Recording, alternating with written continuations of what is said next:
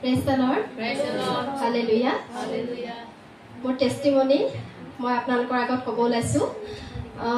আজি অলপ দিনৰ আগত আমি ঘৰলৈ গৈছিলোঁ। ঘৰলৈ যাওঁতে ঘৰৰ পৰা বাইদেউহঁতৰ ঘৰলৈ যাবলৈ ওলাইছিলোঁ আমি ফুলবাৰী। আমি যোৱাৰ সময়ত মানে এখন নদী পাৰ হৈ যাব লাগে। তাৰপিছত নদীখনত পানী আছিলে। আমি বাইকেৰে গৈছিলোঁ। যাবৰ সময়ত গৈ থাকোঁতে নদীত আমাৰ বাইকখন এনেকৈ পৰি যাবলৈ লৈছিলে। চিধাকৈ গৈ থকা বাইকখন এনেকৈ পৰি যাব লৈছে। মই পিছফালে বহি আছিলোঁ, ছোৱালী দুজনী নাছিলে। তেতিয়া মই জিজাছ বুলি ক'লোঁ এবাৰ।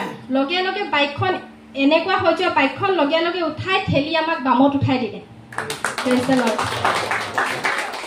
তাৰপিছতে মোৰ হাজবেণ্ডে কৈছে, তুমি কিবা অনুভৱ কৰিলানে? তেতিয়া মই কৈছোঁ, তুমি কি অনুভৱ কৰিলা?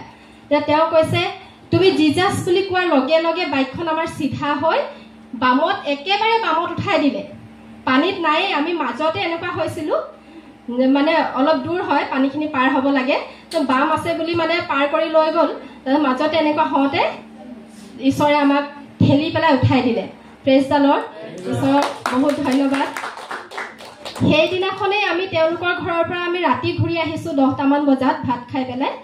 ঘূৰি অহাৰ সময়ত ইমান বেছি বতাহ ধুমুহা বৰষুণ মানে ইমান বেছিকৈ দিছে, কিন্তু আমি যাবই লাগিব। তেওঁলোকৰ ঘৰত থাকিব নোৱাৰোঁ, কাৰণ মা দেউতাৰ ওচৰত ছোৱালীকেইজনীক থৈ আহিলোঁ। সেইকাৰণে আমি থাকিব নোৱাৰোঁ, যাবই লাগিব। ঘূৰি যোৱাৰ সময়ত ইমান বেছি বতৰ বেয়া। তথাপিও মই কৈছোঁ যে একো নহয়, ব'লা, ঈশ্বৰ আছে আমাৰ লগত। বেলেগৰ কিবা হ'বলৈও আমাৰ একো নহয়, মুঠতে আমি বাইক ষ্টাৰ্ট দিয়া, আমি গুচি যাম। তাৰপিছত যেতিয়া আমি গৈ আছোঁ, যোৱাৰ আগমুহূৰ্তত কাৰেণ্টৰ তাঁৰ পৰি গৈছে। আমাৰ সন্মুখত কাৰেণ্ট ছিগি পেলাই ৱাৰ পৰি গৈছে, কিন্তু আমি কেনেকৈ পাৰ হৈ গ'লোঁ আমি নিজে নাজানো। পিছত মই ঘূৰি পেলাই চাইছোঁ ৱাৰ পৰি গৈছে। কিন্তু তাৰপিছত আমি পাৰ হৈ গৈছোঁ, পিছফালে গছৰ ডাল ভাগি পৰি গৈছে। কিন্তু ঈশ্বৰে আমাক ইমান আশীৰ্বাদ কৰিলে যে ইমান ধুমুহাৰ মাজতো গছৰ ডাল ভাগি হয়তো আমাৰ গাতো পৰিব পাৰিলেহেঁতেন, কিন্তু কাৰেণ্টৰ ৱাৰ আমাৰ গাতো লাগিব পাৰিলেহেঁতেন। কিন্তু প্ৰভু যীশুৱে আমাক তাৰ পৰা উদ্ধাৰ কৰিলে।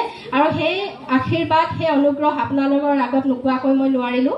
সেয়েহে মোৰ টেষ্টিমনি আপোনালোকৰ আগত দাঙি ধৰিলোঁ। ধন্যবাদ।